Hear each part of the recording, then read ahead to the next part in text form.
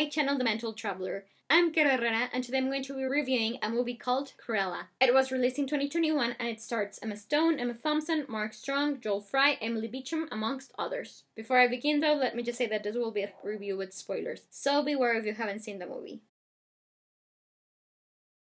I've always loved dogs, so growing up I really liked 101 Dalmatians, though I did prefer the live-action adaptations with Glenn Close to the animated movie. And I did want to read the book it's based on because I loved Dodie Smith's other novel, I Capture the Castle. But I don't know, I don't think I'm gonna read it anytime soon. 101 Dalmatians, that is. Anyways, but when I first heard that Cruella was being made, I was intrigued because I love Emma Thompson and I like Emma Stone. But I'm not that big of a fan of Disney's live-action movies, particularly if they're about their villains. Like, I didn't like Maleficent. But then I saw the trailer and I was intrigued. So when the movie came out, I went to see it with my girlfriends at the theater and we all had a great time watching it and laughing and stuff. And then after a week, I couldn't stop thinking about the movie. So I took my mom to the movie theater and she was expecting a child's movie, which this isn't it. So she was pleasantly surprised. Finally, when Disney finally released Cruella on Disney Plus without extra cost, I saw it for a third time and I decided it was high time I did a review of it. This is the story of Cruella de Vil. So we follow her from her birth to the time when she starts to become the Cruella we'll love to hate. We meet her as a little girl, as a street urchin trying to make a living with the help of her friends Jasper and Horace, and we see how she starts to become the legendary fashion icon. In some ways, this movie reminded me of Devil Wears Prada, and I also think of it as Disney's version of a female Joker. So it's not a film for kids maybe, more like teenagers because it's a bit dark at times. I actually give this movie a 5 out of 5 stars review because I absolutely loved it every time I saw it. It really is a very unique movie, and I adored everything about it. The performances are fantastic. To see Emma Thompson and Emma Stone being rivals was just outstanding, and their scenes together reminded me of how much in awe I was of those scenes between Nicole Kidman and Meryl Streep in Big Little Lies, because it just can't get any better than watching these legendary actors fighting each other on screen.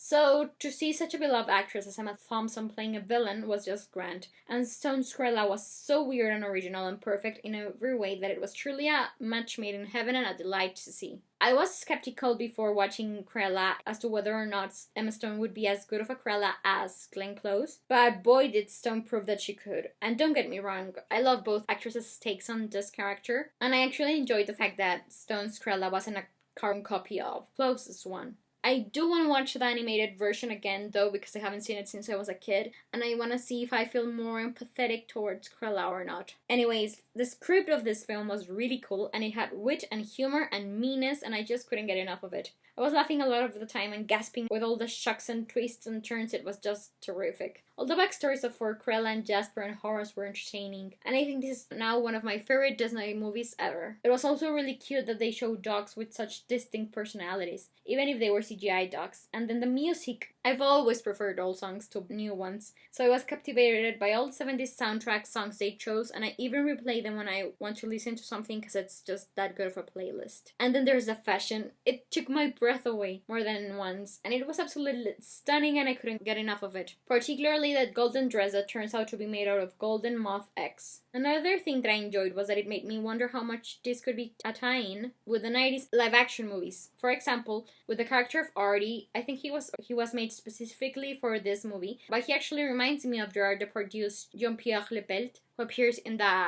live-action sequel of 101 Dalmatians. But yeah, overall as an Anglophile, I totally dig the initial dirty London street vibe they showed because it had sort of Dickensian undertones to it, and then I enjoyed all the glamour we saw after the Baroness hires Cruella to work for her. One last detail that I liked was that Anita Darling was a high society reporter, and I'm a journalist currently working at a high society magazine, so it was cool to imagine myself in her shoes. Although I don't actually always go to the fancy parties, the photographer does, and the reporters afterwards call the host to ask for the details so we can write an article about the event. Finally, the things that I didn't like about Cruella was that they made Anita Darling know Cruella as a kid and be sort of friends with her, and I didn't like the fact that Roger was a failed lawyer because I really like the original versions where Roger knows Cruella through Anita and where Anita doesn't like Cruella from the start. But yeah, if I ever read the novelization for Cruella, I will of course be reviewing it, and it's also been announced that there will be a Cruella sequel,